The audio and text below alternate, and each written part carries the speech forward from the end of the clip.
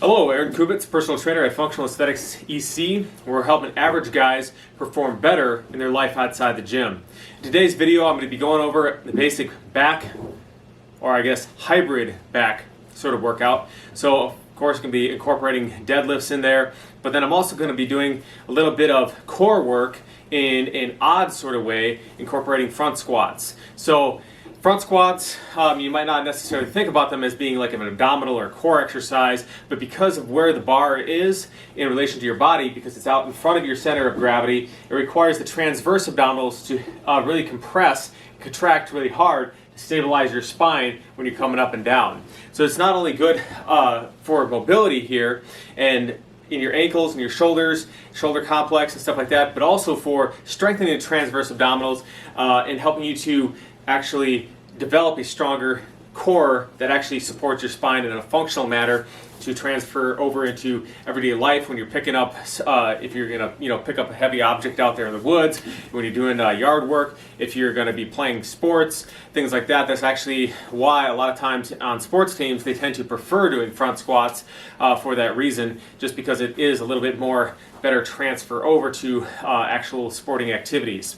So after doing that, going to be doing some deadlifts, and then something that I've started incorporating into my workouts more in the past couple of years is actually doing Jefferson squats. And the reason I like Jefferson squats is because it actually helps to build up that mobility in the groin region and stuff and in your hips. Because when you're squatting down, doing that movement and driving through the middle of your foot, not only are you helping to strengthen your quads, obviously, and the glutes when you're pulling up there, but also the adductor muscles get worked to a large degree, which can be helpful when you are doing movements in everyday life. If you're out there and you slip on the ice or something, and you actually have that range of motion, but not only the range of motion, but also the strength to come back out of that range of motion. So it's just a movement that I really like. If I'm doing a lot of traditional deadlifts and stuff like that with the feet about shoulder width apart, you're getting a lot of strength, but then sometimes I feel a little bit brittle, as it were, when I'm moving outside of that sagittal plane front to back range of motion. So incorporating things like sumo deadlift, but particularly doing those Jefferson squats, I really like how they feel, and just for that overall mobility feel there. So incorporating that in there, and then obviously doing some other back exercises as well throughout this video, and then even some upper body pressing at the end of it. So kind of beginning the workout with the pressing / core movement for lower body, finishing with upper body core pressing movement for the upper body at the end. So guys, been talking enough here. Without further ado, we'll get into the video and we'll see you on the flip side.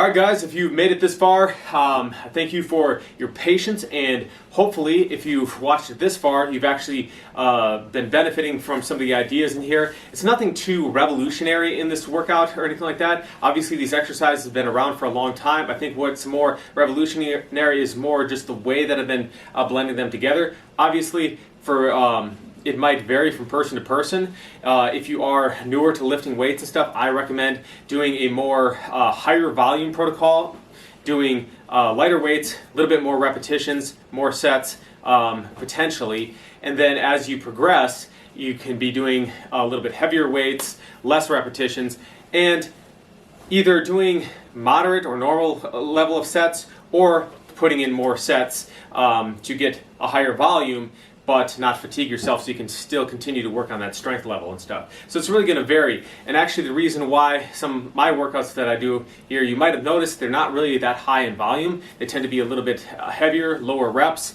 And that's actually just due to the structure of my current lifestyle and what I'm doing right now. So trying to build my business, and learning the learning curve, you know, with technology, learning different things like that, training people on the side. I don't have as much time to train as I used to, and so my primary objective right now is kind of maintaining where I'm at, and then also, you know, not having, like, because if you're going to be training like I used to in this kind of hybrid style where you're doing a lot of running as well as higher volume bodybuilding style training, and it was fun doing that, but it also takes and requires a lot of time to do it. So modifying my diet to adjust to that, and then incorporating maybe more of a little bit more Olympic style training slash powerlifting style training rather than the higher volume bodybuilding and endurance style training that I was doing before works better with my current lifestyle right now. And that's actually one of the reasons why I decided to call my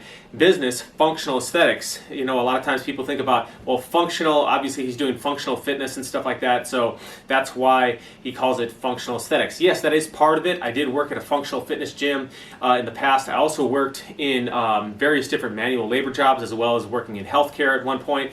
All these different jobs required different setups and different things like that to achieve my fitness goals under a variety of different circumstances. So yes, I do appreciate the functional aspects of things, but going back to the various different jobs and different life circumstances you might be under, that's actually the main reason why I decided to call it Functional Aesthetics, is because it's functional for your current lifestyle. So you might have a bodybuilding routine that is scientifically sound and is optimal for achieving a result that you're looking for, but you might not have the time or the resources to do that sort of thing. So at Functional Aesthetics, we're about looking at, okay, what resources do you have, what time do you have available, and then kind of becoming innovative and blending those variables together to achieve the best possible outcome for your specific scenario. So guys, if you appreciated this video, if you'd like to see more content related to either rehab, corrective exercise, helping you prevent injuries, as well as strength training workouts such as this, nutrition, and just fitness philosophy, then don't hesitate to subscribe to the channel by hitting that button in the lower right hand corner of the screen, and make sure you leave a like on this video if you enjoy the video. Thanks guys, we'll see you all next time for more health and fitness related information.